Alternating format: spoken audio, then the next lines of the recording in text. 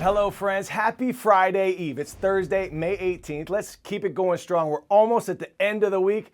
And let's make this a random thought Thursday, shall we? What word actually becomes shorter when you add two letters to it? Now, if you know the answer, keep it to yourself. If not, think about it, ruminate, and debate, and I'll give you the answer at the end of the show. I'm Coy Wire. This is CNN 10, and we begin overseas, where we're seeing heavy flooding in Italy. Officials say at least 5 people have been killed and over 5,000 residents have been forced to be evacuated from their homes after extreme flooding and mudslides hit the northern Italian region of Emilia-Romagna. This region actually was suffering a prolonged drought, but it's under red alert. Meaning it's the highest level warning or state of emergency for life-threatening weather events. The situation is getting dire as more rain is expected. A total of 600 firefighters have been deployed from all over the country to assist with evacuation efforts in the region after one of its rivers burst its banks. Officials, they're advising residents there to take the utmost caution. Formula One has even announced the cancellation of this weekend's Grand Prix event there because of heavy flooding in the region, citing safety concerns.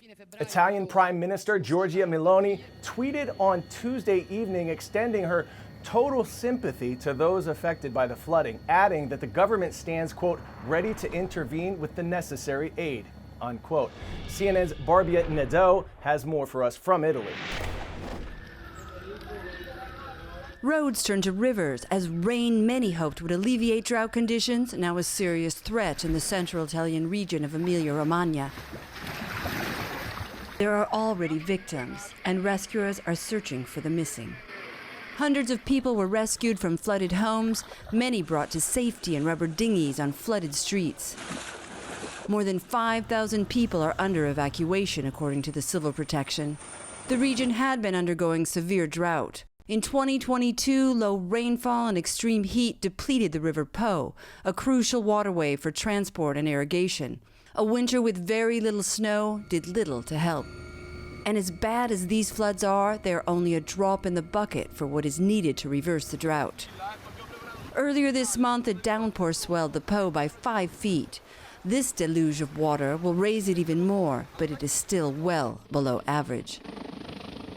Extreme weather events are threatening other Italian regions, from Venice, where the Mose floodgates have been raised to protect the city from high water, to Sicily, where heavy storms downed trees and flooded homes. Barbie Nadeau, CNN, Rome.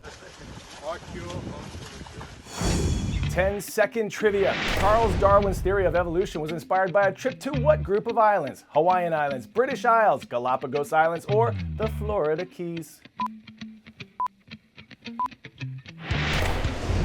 An Ecuadorian archipelago, the Galapagos Islands inspired the theory of evolution following Darwin's trip there in 1835. The Galapagos Islands are known for their rich biodiversity and stunning wildlife with endangered species, but many of the species on the islands are now in need of protection. Our Linda Kincaid reports on how Ecuador has started a new program called Debt for Nature to help fund conservation efforts. Darwin's flycatcher, a creature that helped inspire Darwin's theory on evolution 188 years ago, sits perched on the edge of extinction. The small bird species native to Ecuador's Galapagos island chain is dwindling in number. On the island of Santa Cruz, just 15 adult pairs remain. Yet scientists see a glimmer of hope. In the past year, 12 new chicks were hatched, a sign that the species will live on to fight another day. For now. This tiny comeback is helping to spur efforts to protect the rich biodiversity of the Galapagos Islands. These islands are at a perilous crossroads. According to researchers, 1 million plants and animals worldwide are at risk of extinction from habitat destruction, rising carbon emissions, and overfishing. As biodiversity declines worldwide, the Galapagos Islands are a litmus test. To protect this precious ecosystem, Ecuador announced a record-setting deal to convert $1.6 billion of its debt into a loan it says would channel at least $12 million a year to conserving the Galapagos. Not only will it allow us to protect 2,500 marine species, of which 38 are migratory, but it will also allow us to move towards a sustainable fishery.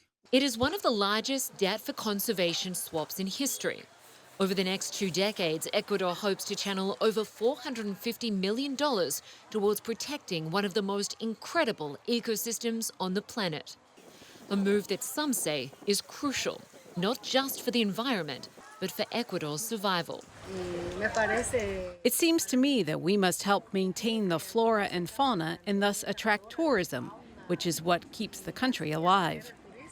In late 2022, nearly 190 nations signed on to take measures to combat biodiversity loss, passing a UN agreement that pledges to preserve 30% of the world's land and seas by 2030.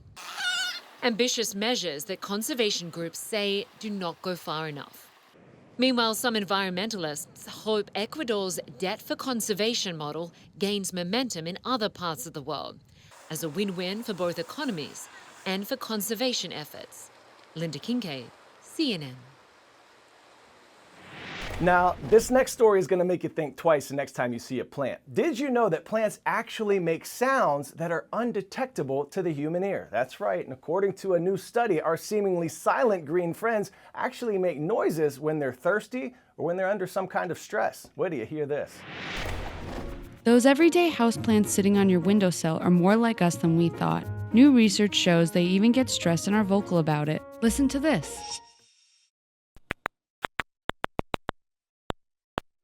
These popping sounds come from a stressed tomato plant. To record this, scientists use ultrasonic microphones that detect frequencies human ears can't.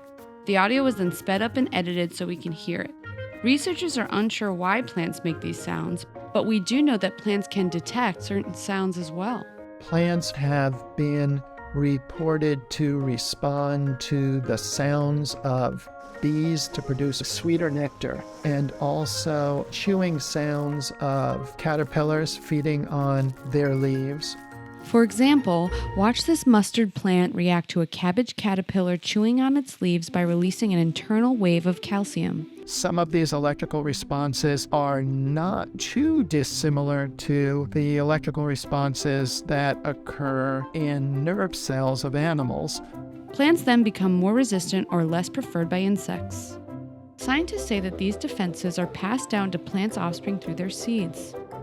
And it's not just their progeny. Plants can even recognize and help other family members. We don't know how this works, but when plants encounter the roots of their relatives as opposed to the roots of strangers, they have been found to grow less, and as a result to compete less for resources like water and soil nutrients.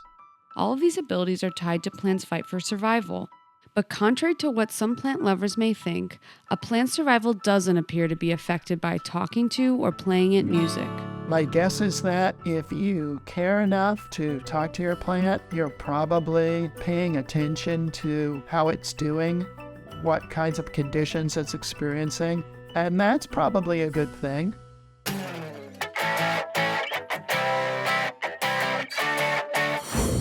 Now, if you don't have any qualms about walking past storm drains along the sidewalk, this next story getting a 10 out of 10 might make you think twice. A mysterious creature is lurking in the pipes underground, seen by stormwater crews in Oviedo, Florida, with a robotic camera. At first they think it's a salamander or a frog, but then that's a gator, dude.